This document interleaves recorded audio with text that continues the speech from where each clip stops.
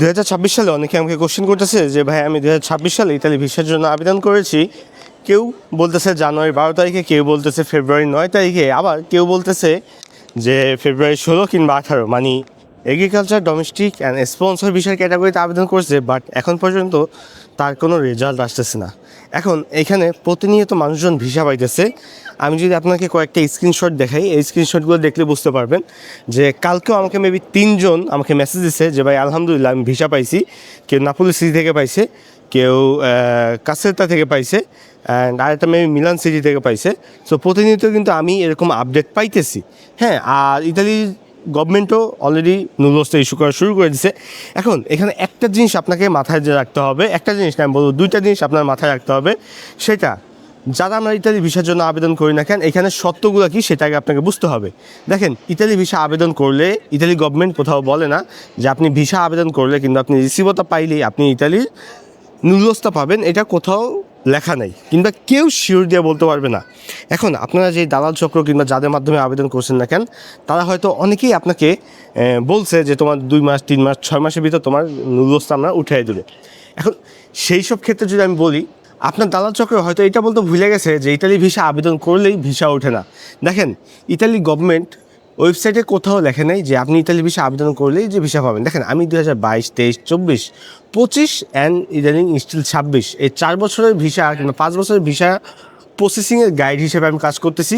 So আমার এই 5 বছর লাইফে আমি যতটুকু এক্সপিরিয়েন্স অ্যাড করি, সেটা থেকে যদি আপনাকে একটু শেয়ার করি যে দেখেন ভাই, ইতালি গভর্নমেন্ট কখনও কোথাও বলে না যে আপনারা যদি 100 জন আবেদন করেন সেখান থেকে 100 জনই ভিসা পাবেন, এটা কোথাও বলে না। কারণ ইতালির ভিসা মিনিমাম 8টা থেকে 9টা ধাপে চেক হয়।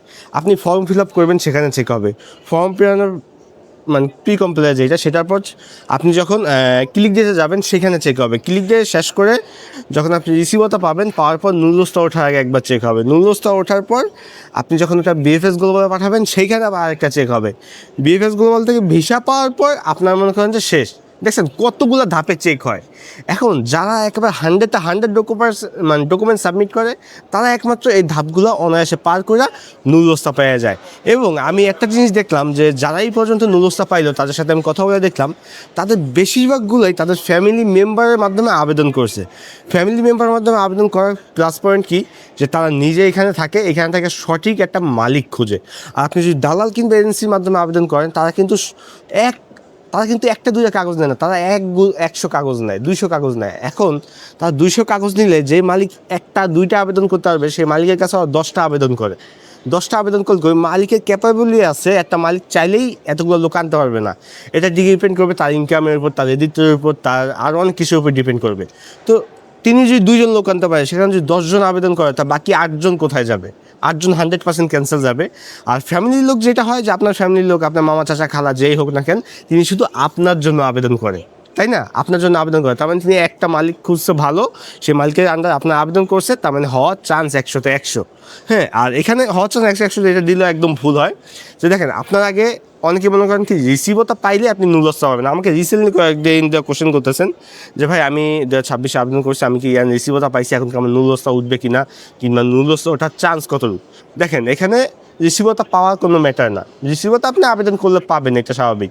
কিন্তু এখানে একটা কথা হলো যে আপনার এই যে রিসিভটা পাইছেন, কিন্তু আপনার আবেদনটা কোঠার ভিতরে এন্টার হয় নাই। কারণ আপনার রিসিভটা পরের ধাপ হলো কোঠার ভিতরে এন্টার হবে। কোঠার ভিতরে কি, আমি এটা যদি সুন্দর বুঝাই বলি সংক্ষেপে, যে একটা সিটি ধরেন মিলান সিটিতে 100টা কোঠা আছে, বাট এইখানে আবেদন পড়ছে 120টা আবেদন পড়ছে, সেখানে কোঠা আছে 100টা।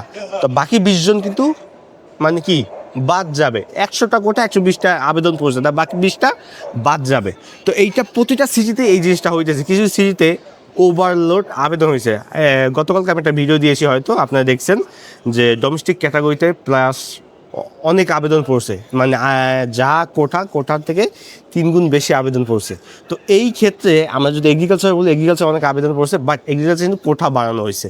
হ্যাঁ, এখন দেখেন, আপনাদেরকে সর্বশেষ একটাই কথা আমি বলতে চাই যে ভাই, যারাই আবেদন করছেন না কেন, আল্লাহর প্রতি ভরসা রাখেন। দেখেন, আপনার রিজিকের মালিক আল্লাহ। আমাদের রিজিক লেখা হয়ে গেছে আজ থেকে আরও 50 বছর আগে আল্লাহ তাআলা আমাদের রিজিক লেখা রাখছে।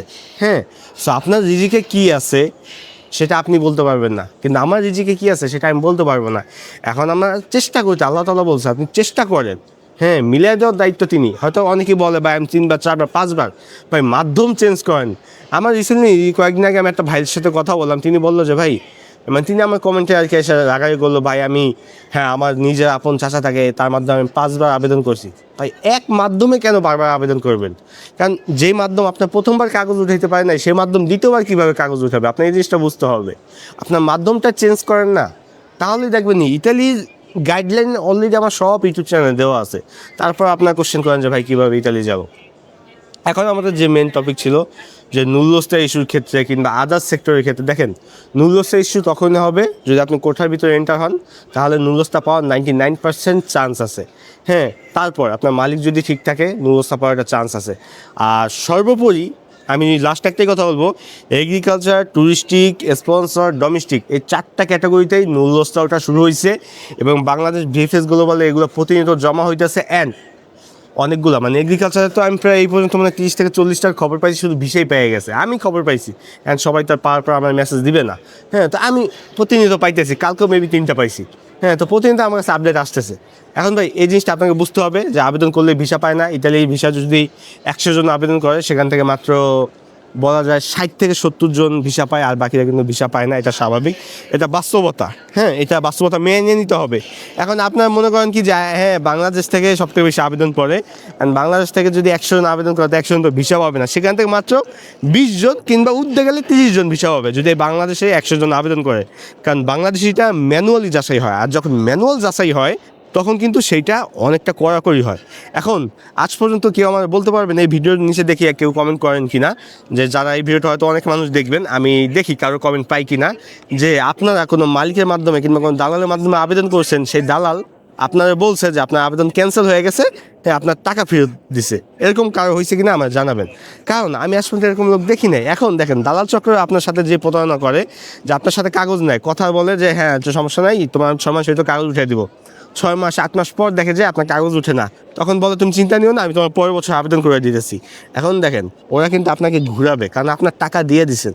অ্যান্ড ইতালি কিন্তু চাইলে আপনি যে কোনো জায়গা যার মাধ্যমে আবেদন করতে পারেন না, কারণ সঠিক একটা মালিক লাগবে। হ্যাঁ, এই যে আমার পিছনে যে ব্যবসা প্রতিষ্ঠানগুলো দেখতেছেন, এইসব একটা ব্যবসা প্রতিষ্ঠান একটা মালিক হায়ার করবে, এইসব জায়গায় আপনাকে কাজের জন্য আনবে। হয়তো সব কোম্পানি আপনাকে কাজের জন্য আনবে না, কারণ সব কোম্পানি ইলিজিবল থাকে না লিখিত ফ্লুসিতে আবেদন করার জন্য, সব কোম্পানি ইলিজিবল থাকে না। তো এই জিনিসগুলো বুঝতে হবে। আশা করি আল্লাহ তাআলা আপনাদের মানে আপনাদের স্বপ্নগুলো পূরণ করুক এবং সবাইকে আল্লাহ তাআলা ইউরোপে আনার তৌফিক দান করুক। অ্যান্ড সর্বশেষ একটা কথা বলবো ভাই, দুরূদ শরীফ পড়বেন সব থেকে বেশি, অ্যান্ড 5 ওয়াক্ত নামাজ পড়ার চেষ্টা করবেন, এবং শুধু নিজের জন্য দোয়া করবেন না, আরও সবার জন্য দোয়া করবেন। ইনশাল্লাহ আল্লাহ তাআলা কার নসিবে কী লেখা রাখে বলা যায় না। কারণ দেখেন অনেকে আমাকে কোশ্চেন করেন যে ভাই আপনি কীভাবে ইতালিতে আসেন। দেখেন আমার ফ্যামিলির লোক ইতালিতে আছে, তারা আমার জন্য আবেদন করছে, 2 মাস সময় লাগে না আমার ইতালি আসলে, 2 মাসের সময় লাগে না। আমি ভিএফএসগুলো জমা দিয়েছি, পরশুদিন এক ভাই আমার মেসেজ দিচ্ছে, ভাই 3 দিনের ভিতর আমি ভিসা পাইছি। 12 জানুয়ারিতে তিনি আবেদন করছে, 3 দিনের ভিতর ভিসা পেয়ে গেছে। তো দেখেন আল্লাহ তাআলা কারে কখন কী মিলাই দেবে, আল্লাহ তাআলার খেল অনেক বড় খেল ভাই, এই ধাঁধা বুঝবেন না। তো আল্লাহর কাছে চান, যদি কোনো কিছু চাওয়ার হয় হ্যাঁ তার কাছে চান, তিনি ইনশাল্লাহ আপনার নসিবে ভালো কিছু লেখা রাখছে। সবাই ভালো থাকবেন, সুস্থ থাকবেন। যদি ভিডিওটা ভালো লাগে থাকে শেয়ার করে দেবেন, আর ইনশাল্লাহ দেখা হচ্ছে পরবর্তী কোনো ভিডিওতে। আল্লাহ হাফেজ।